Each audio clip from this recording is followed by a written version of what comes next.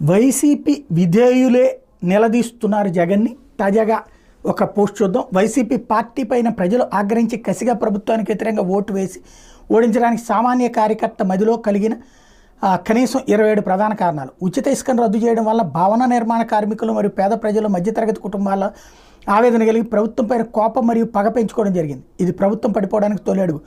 మద్యం రేట్లు పెంచడం, వారు నిరంతరం వాడే మద్యం బీదవారికి నచ్చిన బ్రాండ్లు లేదా వాళ్ళకి నచ్చిన బ్రాండ్లు రద్దు చేసి కొత్త బ్రాండ్లు తీసుకురావడం వల్ల వీళ్ళలో 90% మంది ప్రభుత్వానికి వ్యతిరేకంగా కసిగా ఓటేశారు.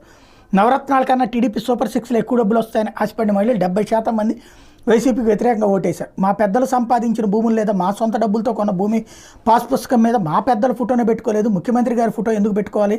ముఖ్యమంత్రి గారు మా భూమిని తాకట్టు పెడతారన్న భయం సన్న చిన్నకారు రైతులు కలగడం వల్ల రైతులు 85% మంది ప్రభుత్వానికి వ్యతిరేకంగా కసిగా ఓటు వేయడం జరిగింది. కేవలం నవరత్నాలు మాత్రం ప్రభుత్వం ఇస్తుంది